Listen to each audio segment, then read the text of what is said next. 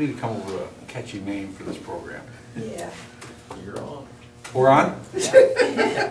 Hi, I'm Brian Hermanson, District Attorney for K Noble County.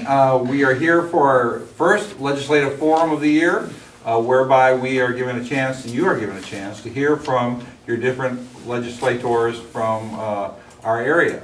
First of all, let me introduce those people that are with us today. First of all, Senator A.J. Griffin, who is the state senator from this area. Also Representative John Pfeiffer, who represents part of Noble County, and Representative Dennis Casey, who represents the rest of Noble County. And both of them will represent other parts of the state of Oklahoma also.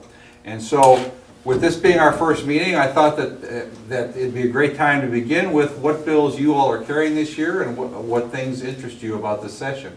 And Senator Griffin, if we start with you. Great, you're gonna let me start. Yes, Well, it's been quite a week. We're first week down, and I think we all will be checking it off of our calendar as we try to move through this session.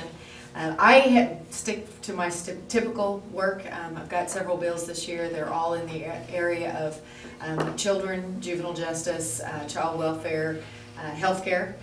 In fact, we'll be involved in a very important project that impacts the Perry area, and that's allowing our locally owned hospitals and nursing homes to partner. We have it's a several step process, but it could eventually result in some increased payment levels for both the nursing homes and the hospitals. Excited about that project. It'll take us a couple years to get there, but we've got to get the legislative first step through this session. And then we'll continue to work on some energy issues as well, primarily around water reuse in response to what's happened with seismic activity in the area. Great, thank you. Representative Pfeiffer, what are you working on this session? Mainly, like AJ said, we all kind of stick to our areas we know. Most of my bills are dealing with agriculture, some cleanup language for the Oklahoma Department of Agriculture. There's an idea we're kind of putting out there, a special ag prosecutor to specially prosecute ag crimes. We already have the special ag investigators that go around investigating cattle theft, tractor theft, things like this. And so the special ag prosecutor would be kind of the next logical step for them as we move forward. It's an idea. I don't know how far it's going to get this year, but it's kind of an interesting idea we floated out there. I also have a bill trying to work with the energy sector to come up with a different fee structure to the fees they pay to the Corporation Commission, so that the Corporation Commission has the resources they need to get a handle on the seismic activity. It was going a lot better, but recently they announced the Oklahoma Geological Survey and the Oklahoma Corporation Commission received $1.4 million, which completely covered their budgetary needs, or so they claim, to handle some of the things they're dealing with. So we'll see how that goes and see if they need additional funds, and we're still going to continue to look at the fees for the Corporation Commission. Representative Casey, how about you? Good, good. Again, I guess you do follow a little bit in your area, but it seems like the longer you're there, the more other aspects that broadens from your experiences there. So I've got a couple county government bills. I'm dealing with assessors. I have, in the area of education, a bill that deals with testing and a little bit of some relief and some flexibility on spending. And then I have one that I know that probably the special interest groups will absolutely kill before it even gets started. But sometimes tough bills, there's several sessions that go by in order to get it and work through and try to get to things. But I've always had an issue with the fact that it happens to the consumer that's doing a building project, and they hire a contractor, and the contractor hires subcontractors, and then the subcontractor doesn't get paid, so they file a lien on the consumer. And it's just frustrating for me to see, because we're there to protect the people, but sometimes special interest gets in the way and kills. So I've already met with them. You don't just run the bill and hope it goes through. You've got to know who's against it and go out and work those areas. So that's my main focus. And I tried not to get too many bills just because of last year. It was with the A and B aspect takes a lot of my time, and you have to work your bills. You just don't file them and they just go through the process, and so that makes it pretty tough. And it makes it nice because of the senator, our senator, she carries some of my bills, which is very helpful. So because you want somebody carrying them that you know that's going to work them, so that's always good. Good deal, good deal. And I've always been impressed at how these three people work together and care for our area of the state. We appreciate that. The big elephant in the room this year is obviously the budget. It's already taken up a considerable amount of time for this early in the session already, and is going to continue to take up a bunch of time. Senate Representative Casey, you're in an interesting position, being the vice chair of budget and appropriations for the House. Mm-hmm. Tell us what's going on. Tell us what we can expect to see. Okay. Last year being the first year, I obviously, baptism by fire, it was, you learned a lot of stuff. And the one aspect is that you got to keep in mind that over in the House, there's 101, you got to have 51 votes. And so it's not always, that's the reason you never get a perfect budget, obviously, because there'll be something in the budget that I don't particularly like, or it might not be something that I feel like is beneficial for District 35, but at some point you have to look at it as a global, statewide, statesman types of how do you put this budget together, because of same way in the Senate, and then obviously with the governor's office. And so we've started out with what we call 1A, and it's a point because even though myself and Earl put the budget together, we have to ask the caucus, okay, here's our starting point, and then from there you go to work, and by the time it's over, you're on like 80, or like you'll have at least 15 or 20 different revisions within the next 3 weeks probably. And so that's the whole thing, and if you learn anything, you should learn from your mistakes. Last year, when we first brought the budget out, it didn't pass, and then we caucused and it passed. And so I think that for me, is that you really got to get input in from all your members, so that they can go out and you know where you stand and where that budget's going to be and pass. And then, of course, from that standpoint, you got to do it with the Senate also. So it is a very drawn-out process, and each part of the state has some wins, and each part of the state's going to have some losses. And it's tough because it's hard to explain. It's not what I wanted. So, well, you're the one that voted for it. I know, but if everybody did that, you would never, ever have a budget. Sometimes you have to give in to your spouse, and you have to let her buy whatever she wants to buy too. Senator Griffin, I know that so far they've already done a cut January 1 to all state agencies. They're talking about doing another cut in this year's budget before too much longer, and then the budget that's going to come out of the House and Senate in the months to follow. Where do you see this taking us? Well, down a path that nobody wants to go, quite frankly. The January reduction in budget that was created by a revenue shortfall. And then we'll have another revenue failure again, probably with the next numbers that are scheduled to come the 9th. We'll see those numbers. So we do project another revenue failure. And no one likes the mid-year changes. And it's very difficult for agencies to make those adjustments, although they were warned to be prepared. And actually, many of our agencies took steps to reduce their budgets earlier in the year, and you're seeing less of a reduction in services from those agencies. From next session, I've started to talk about just the different approaches that we have available to us. Traditionally, in a situation like that, or when we experience a revenue failure, I say we kind of use the lawnmower and we just cut it all at the same level. And that's the one scenario that I think both of the chambers are determined not to do, and that's to apply an equal cut across all of state government. Many of the agencies have borne the burden over the last several years and have made reductions. And Representative Pfeiffer works a lot with the Department of Agriculture. They've already seen a 25% reduction in their budget over the last couple of years. And many of our smaller agencies have done that. We're at a point now where we need to look at dedicated revenue, which we call allocations, and making some strategic changes in those. And we don't want to do that because we have dramatically improved the amount of money we're spending on roads and bridges in this state. We have shored up our pension systems so that they're on the way and almost to the point where they're fully funded. We're spending the money in good areas of government, but we're going to have to look at those things. We're going to have to look at, with this type of budget situation, also looking at some of our tax programs that we have, those that are extremely expensive, and we do have some that are extremely expensive. They're going to have to be reduced, possibly not eliminated, but reduced. And then we're gonna have to look at making targeted reductions in some of our largest expenditures, and we just simply are. And Brian, to add just a little bit of that is constitutionally, the executive branch, all they can do is go across the board. They don't have the power to make that adjustment, and there were some things that we've looked at, and we've got some stuff that you could do, you could make some adjustment, but it has to come from the legislative branch.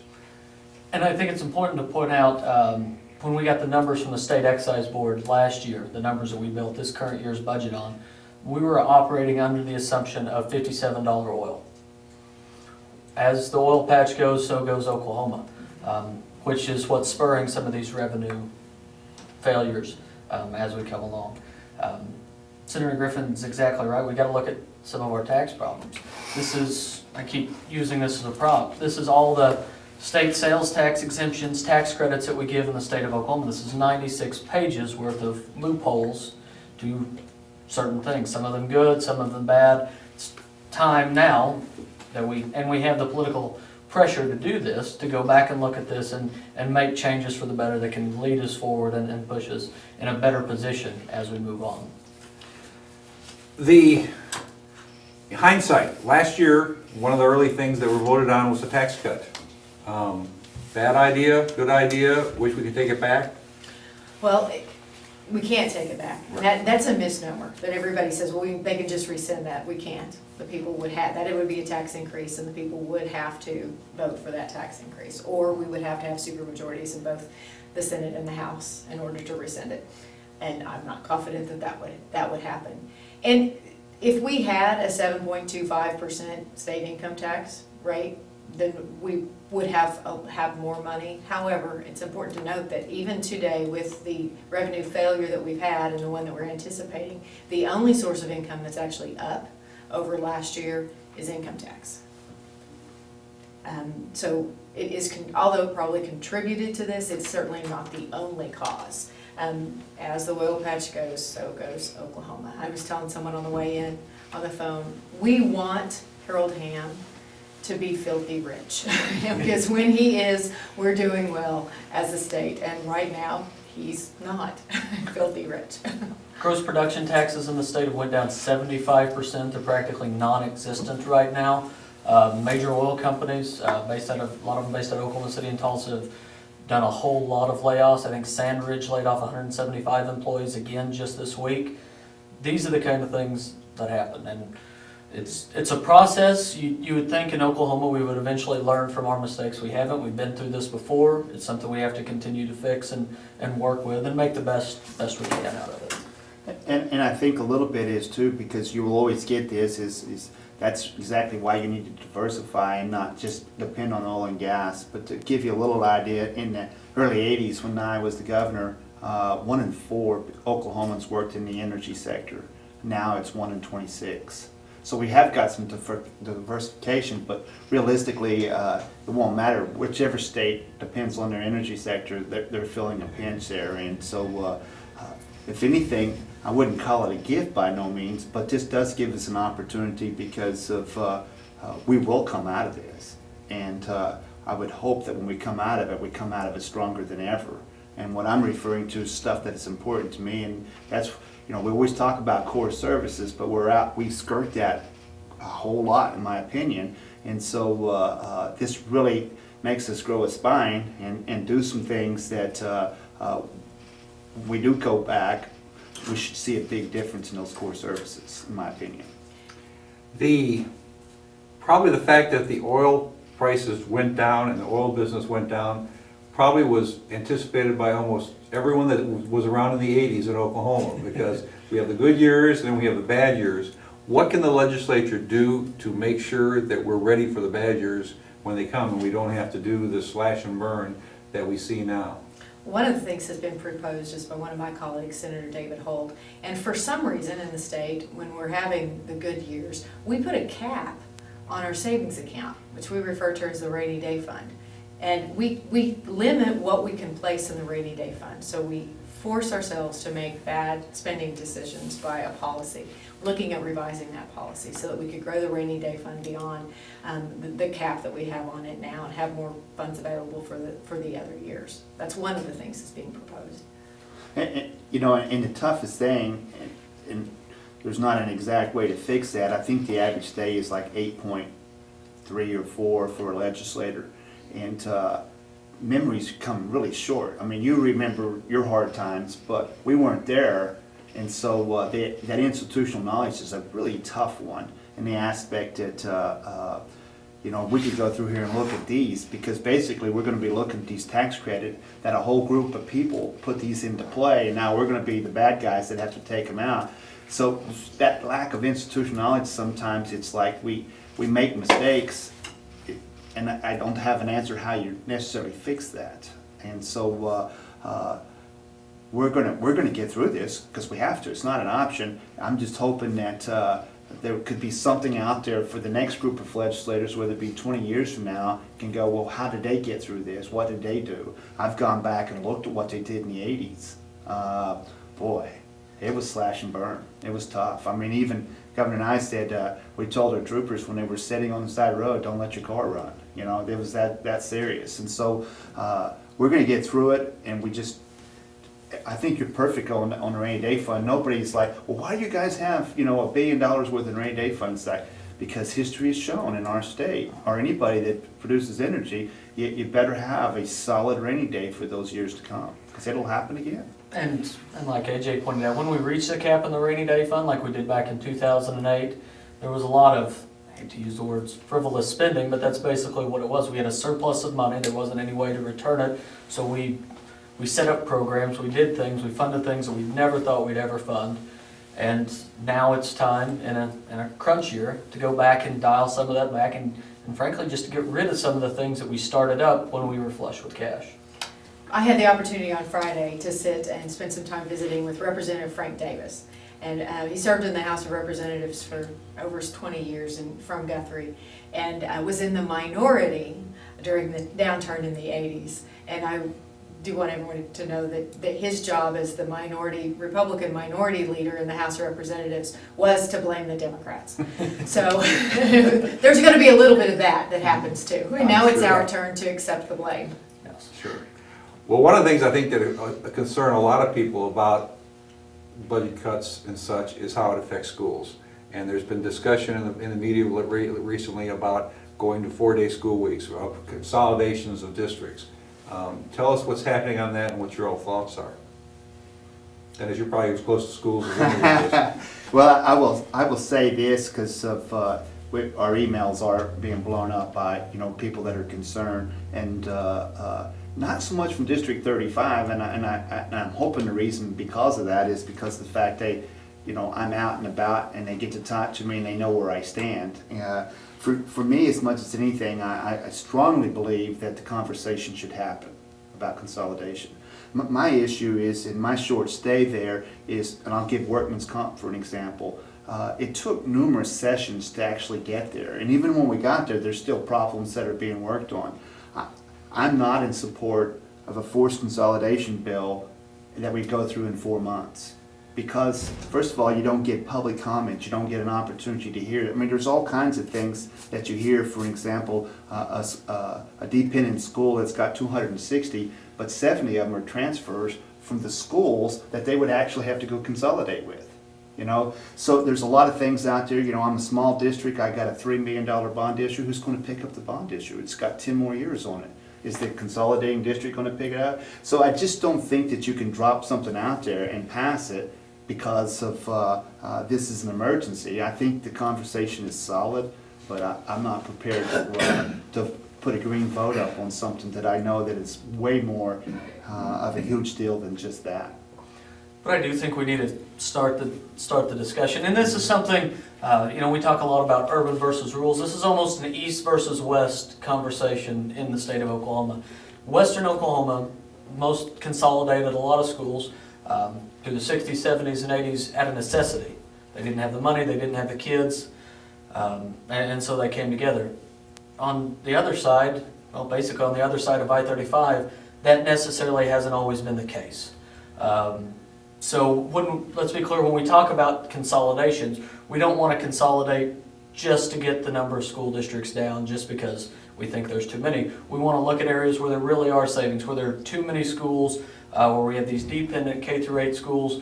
less than 5 miles apart in a lot of cases. I mean, there's places throughout the state that has 6, 7, or a whole bunch of K through 8 schools that are all about 2 to 3, or at least within a 5-mile radius. There is some savings there that we need to pick up. We also, like Dennis said, can't forget, and we have to look at the bond debt, indebtedness, and we have to look at what's best for the kid. But at certain points, we have to incentivize people in different parts of the state of Oklahoma to do a lot of things that here in western Oklahoma we did back in the 60s and 70s out of necessity. Well, and you know me, I mean, I always put this kid at the center. If we make decisions based on what provides the best environment for children, I think we can't go wrong. And we have to look at the numbers too, because everything needs to be data driven. My district, over 4 counties, I have the smallest pre-K through 12 district in the state. Billings is officially the smallest school in the state with a high school. I have 4 of the top 10 performing school districts in the state of Oklahoma in the 20th district. 2 of them are very small. 2 of them are 2 of the largest districts in the state. So there is not a single formula that works well everywhere. It's just where are the kids performing, where is the community supporting the district, and I think that should definitely be a factor. And Representative Pfeiffer mentioned, or Dennis mentioned the bonded indebtedness. If the local community is making investments in their district, that needs to be considered as well. But I'm glad we're having conversations. It's very important to start having the conversation. An interesting number. We talk a lot about superintendent salaries across the state, and the average superintendent salary in Oklahoma is $92,000. But the average assistant superintendent salary in the state of Oklahoma is $90,000. And when you take into account the number of districts in the state that don't even have an assistant superintendent, those are the conversations about administrative cost we really should be having. Is it just the function of the number of districts, or is it possibly how those districts are aligning their dollars? I've challenged the superintendents in my district to give me a number, and the number is, tell me what it costs. I call it menu development. Add everything that it takes to educate a kid, and that's the number that I want, because we hear very frequently that the legislature has never funded education adequately, never, under any administration, which is ironic. And I said, well, tell me how much does it cost?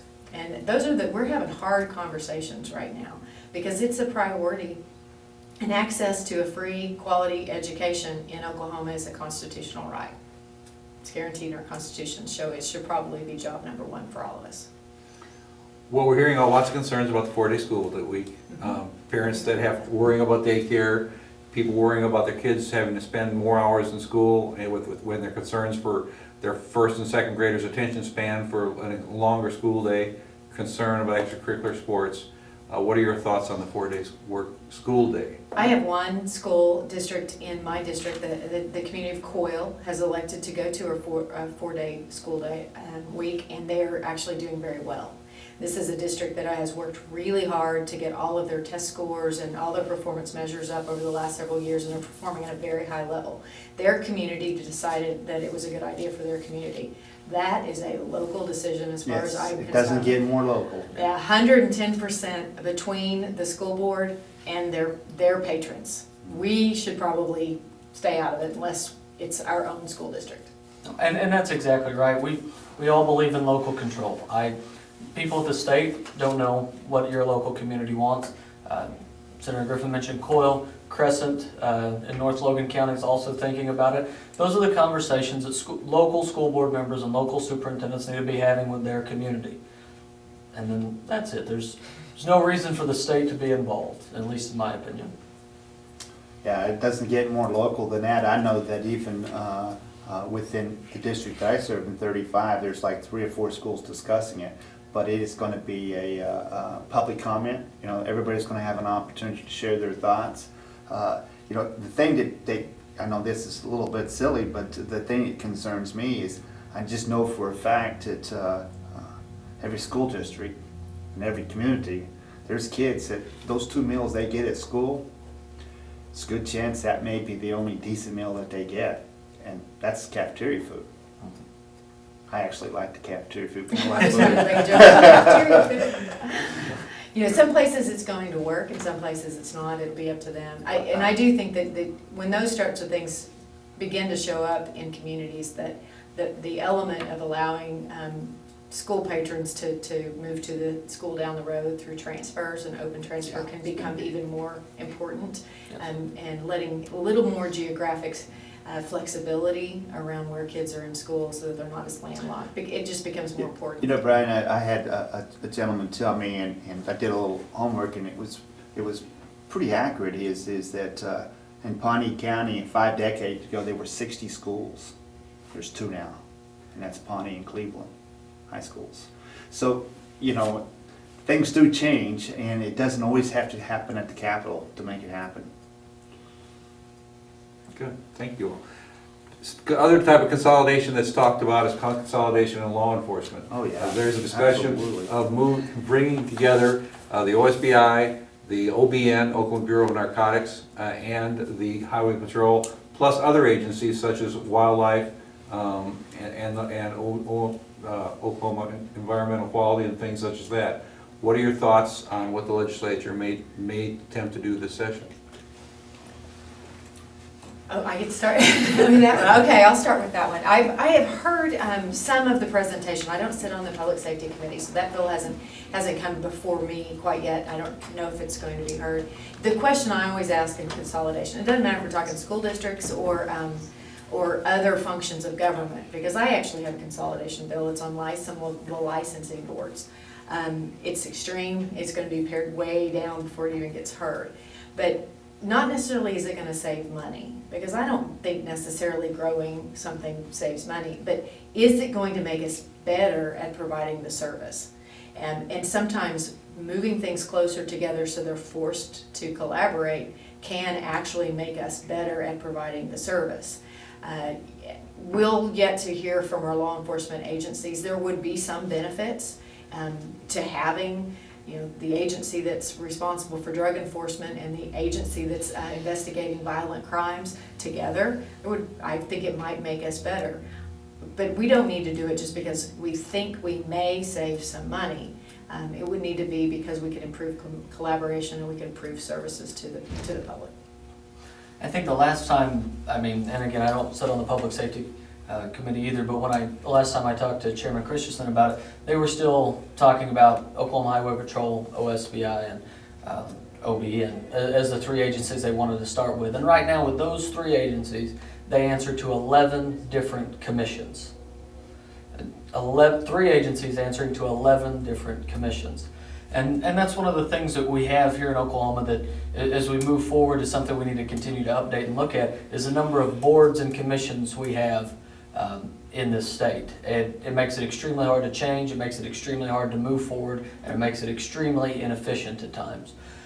Some of these consolidations are good. If we can get these 11 commissions down, you know, if we can streamline the law enforcement process, if they don't have to answer to a whole bunch of different people wanting different things, if, you know, maybe we can provide a better product, and in this case, a better public safety. Also, one of the arguments for it that's been brought up to me is that right now if a state trooper gets tired of being a trooper and wants to do something else, because being a highway patrolman is an extremely physical job, if he wants to move to the OSBI and become an investigator, something that's not as physically taxing, it's extremely difficult for them right now. Interofficer request, they have to go through a lot of these different commissions that we just talked about, and there's some pension issues to be considered. Whereas if they were consolidated, it would allow, you know, troopers, OSBI agents, things like that, the flexibility to change positions throughout their career and not lose their pension benefits and things like that. So I think there is good and bad. I think it's something we're going to continue to hear a lot about. But like Senator Griffin said, it's not something we don't want consolidation just for the sake of consolidation to say we're doing something down at the Capitol. It needs to be, you know, well reasoned out and have good facts behind it. Well, they both bring up a point that they're not on the Public Safety Committee, which is an aspect that realistically there is the old proverbial drinking the water from the fire hydrant. And so bills like that, you get assigned to committees most likely because of your background. And so there's several members obviously on that, and I kind of, you know, up until it actually, if it makes it to the floor, so I don't spend a lot of time, but, you know, as well as I do, we talk about those issues and you share your views, and so does Rex Duncan and et cetera. That's kind of what I go off, because to get off in the weeds, I would love to say I'm off on the weeds on every bill, but if I did that, then I wouldn't be able to do a lot of other things. And so I kind of, it's a weight approach for me to see where it goes from here. And if that does make it to the floor, I'm obviously going to be calling you and saying, what's your thoughts? What's the pros and the cons? So what's And I'll share my thoughts. yeah. And what are your thoughts? I don't want to flip this to me being the moderator. Well, thank you. I think all three agencies we talked about, the Highway Patrol, OSPI, and OBN, are very different agencies. OSPI is mostly an investigative agency, and they also have the labs that do a lot of the testing, scientific testing and forensics material work. The OBN is very much into more boots on the grounds, dealing with investigations, providing support for law enforcement agencies and prosecutors in their day-to-day work. And of course, the Highway Patrol is on the streets to dealing with traffic, dealing with investigations of traffic crimes that they involve, including deaths on the highway and such. So they all do a very important role, and their roles are somewhat different. I do think that it's my understanding right now, their radios don't talk to each other because they're different. They use different bandwidth and things such as that. That seems like that could be fixed with some work. The last plan I saw was one where there'd be one commission, one director over all three, but the three agencies would keep their general setup. I think that makes a lot of sense, where they can transfer from one agency to the other, where they do work together and are forced to work together by having the same boss up the end. And to say that, I would say bills like this, the bill that I see in February and the bill that you see in May, it's like not even the same bill. So that's good. There's, like I said, there's always lots of different moving parts, especially when we're talking about reforms of this nature. You have the Senate Public Safety Committee, the House Public Safety Committee, the governor's secretaries, and the governor's office all working with this, taking input for all the agencies and trying to figure out what works best for everybody involved. So this bill, much like the budget, we're going to see lots of different drafts of, and hopefully they present a palatable product at the end. But we'll just have to wait and see. The last time, like I said, I talked to Chairman Christians, it was very much a work in progress, and there wasn't anything scheduled on the calendar for a long time. The consolidation bill that I have has 21 different professional licensure boards, and it takes all 21 and turns it into one Office of Professional Licensure at the State Department of Health. Yeah, that's just where we're starting. No one thinks that will actually work. But we're dealing with 21 professional licensure boards with 21 different executive directors and payroll systems and sometimes buildings, and it can become very cumbersome. They're all hiring attorneys, many of them have their own investigators, and these are licensing nurses, and podiatrists have a different board than the doctors, who have a different board than the DOs, who have a different board than the nurses, who have a different board from the ophthalmologists. I mean, it can become a little overwhelming. Sometimes we throw things out there, and this is a project with the governor's office again, just to get the conversation started and say, yeah, I think we could probably do this a little more efficiently. Absolutely, absolutely. One of the things we have heard a lot about recently also we haven't heard in a while is President Boren has proposed a sales tax, I believe, to support the schools, provide additional income for schools in the state of Oklahoma. What can you share with us about that and your thoughts? For me, as much as anything, is I don't want to be known as the state that has the highest sales tax in the nation. Is there going to be a need for an infusion of money to make a difference? Absolutely. I personally, in my business of looking down there and seeing what I'm seeing, there's plenty of opportunities. The problem, as much as anything, is getting everybody to agree these areas are not as important as this area.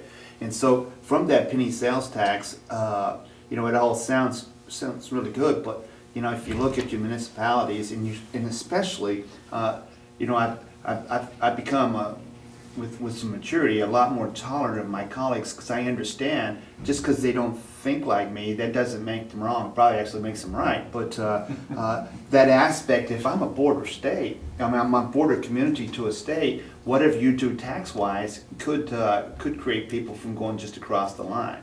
I mean, whether that be tobacco tax, whatever you want to get into. So a lot of concerns there,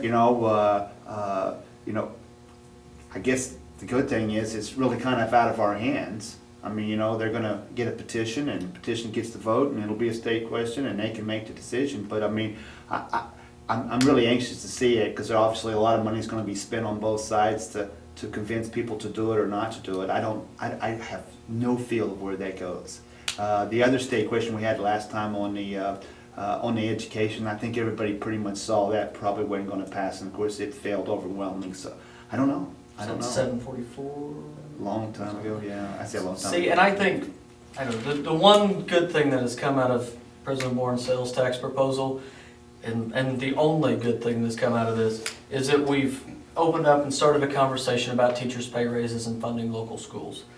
That is the end of the good things that have come out of this sales tax proposal. In Oklahoma, our local cities and municipalities are 100% dependent upon their sales tax. In this part of the world, again, as the oil patch goes, you don't have people staying in your motels, you don't have people eating in your restaurants, you don't have people buying stuff at your convenience stores. Sales tax is decreased here in north central Oklahoma, to the point that certain communities are taking drastic steps, taking fire departments back to volunteer status and things like that. Adding an additional state mandated 1 cent on that makes these cities and municipalities have to roll back what they can collect to stay competitive. To top it off, a large percentage of this doesn't go, or well, at least a certain percentage of this doesn't go to your local schools, regardless of what it says. It goes back into higher education. That was kind of bad to the bone, wasn't it? I like OSU as much as anybody else, but we need to concentrate on local schools and public common education right now, not higher education. And then the scariest thing of all, and it's the reason State Question 744 failed, was the high watermark clause. The way this is written, that once we reach a certain funding level, the state has to fund up to that point for time immemorial. So if, say back in 2008, we reached an extremely high year in our state funding-wise. All right, we fund common education to a certain point. If this question passes, that even now in 2016, in a bad budget year, we have to fund up to that level first before we do anything else. Roads and bridges, teachers' retirement, anything else we have to fund to that certain level. These kind of mandate high watermark things are extremely dangerous when we live in a state that has economic ups and downs because of our energy sector. Sorry, I'll get off my soapbox here and let some other people talk, but I think it's an extremely dangerous plan. Well, I ditto everything that my distinguished colleagues have said. We are beginning to have preliminary discussions in the Senate among our budget leaders that we plan to propose an alternative state question that gives the voters an alternative choice to providing additional funding to common education only through a small increase in the state sales tax. So beginning very preliminary work that would have to come out as a joint resolution between the House and the Senate, and it could be a competing ballot measure on the ballot in November. And the rule on that is if there are competing ballot measures that address the same thing, the ballot measure that receives the most votes is the one that is implemented. Most positive votes. The most positive votes. The most positive votes, if both of them were to pass, if they were both to pass and have over a majority, the one with the most positive votes would be the one that would be implemented. So look for some conversations about that. We've decided that may be the smartest way to approach that, and it would be something designated towards improving instructional pay in Oklahoma. As you know, we have these meetings once a month, and so I'm going to ask you to be clairvoyant and tell us what you hope will be accomplished in the first 30 days of this session.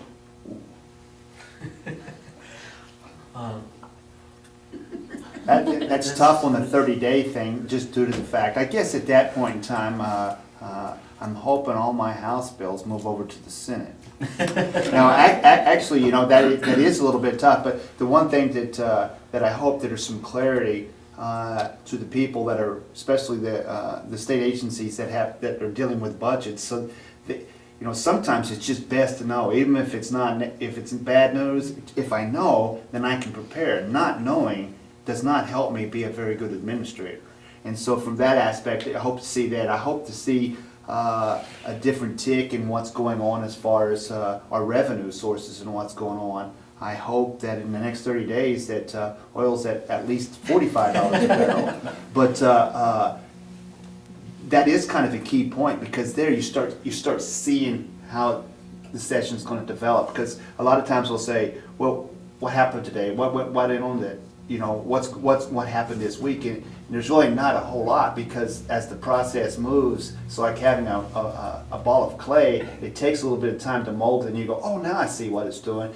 And it doesn't always matter what we think, because of the fact that it's who you can bring along. It's how you got to work, and you have to play nice. If you kick sand in people's face, you just can't accomplish much. And so from that aspect, that's the part of the 30 days it really starts playing out. So I know I kind of start having a real good gut feeling of where it's going to take us.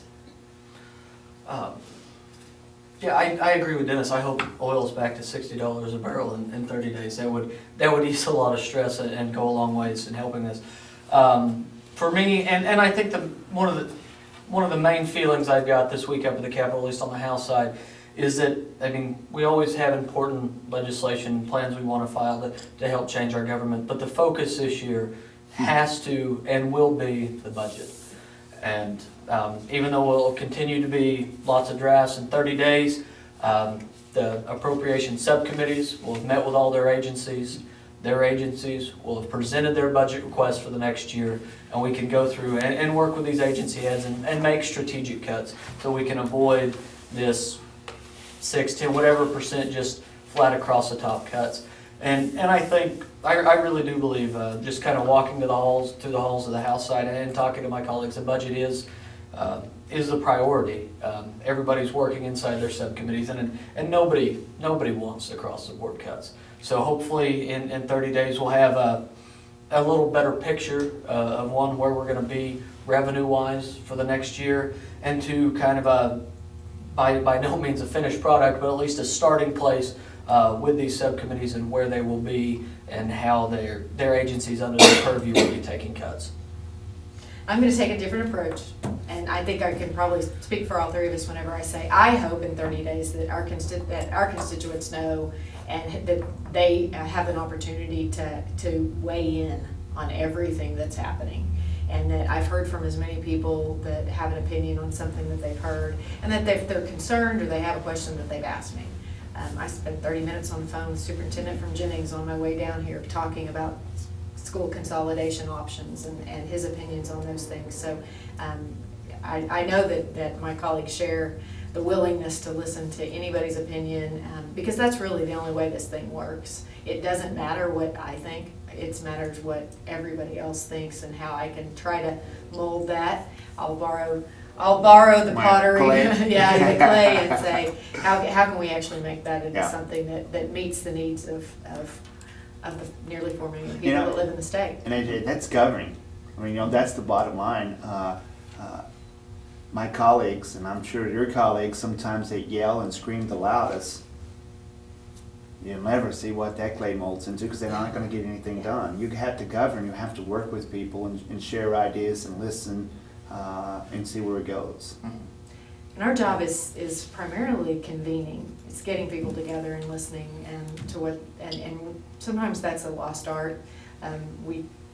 In presidential election years, we think that we're supposed to sit back and listen. No, we're supposed to be the ones expressing our opinions as the citizens. And I hope that our constituents realize that we really want them and expect them to do that. Yes.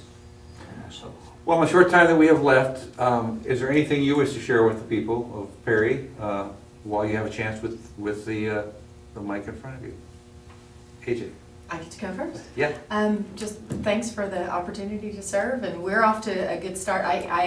Cannot believe it's only the first week of February, because it feels like it should be March. We packed a lot of things into the first week, and if you don't have my cell phone number, Brian does, and just give me a call if you need me.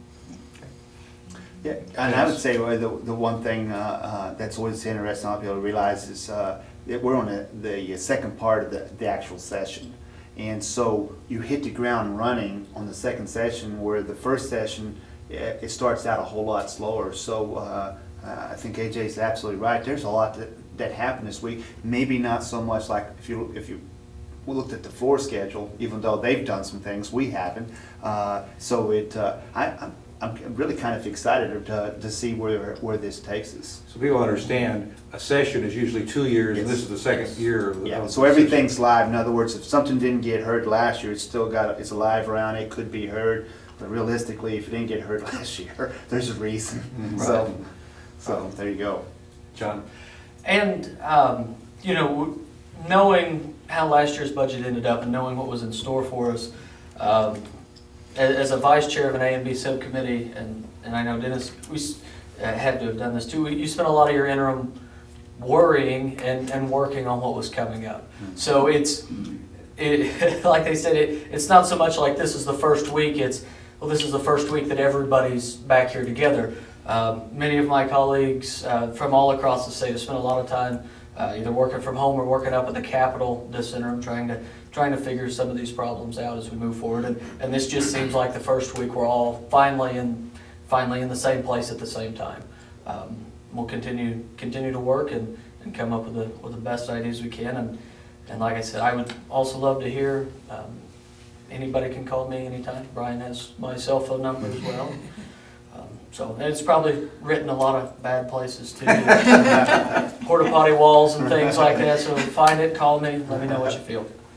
As you can see, we are blessed with some very, very good legislators. They care about us. They work for us hard. I see them all the time in Perry. Even though none of them live in Perry, they're here all the time trying to help and be available for your questions, for your input. I want to thank the Penn Network for doing this for us. You know that we meet and have this at 3 o'clock on the first Thursday of each month during the session. And so please feel free to come down. We're at in the Commissioner's Room at the police station, so at City Hall, where the police station is. So please come down and join us. If you have questions, you can write out a question for us before the session starts and get it to me, and I'll try to make sure your question is asked. I also want to thank Darlene Rhodes, who puts this all together. She does a great job of herding us cats together and gets us into one room, and we appreciate all that she does to make it happen. So on behalf of our legislators, I want to say thank you for tuning in, and good night.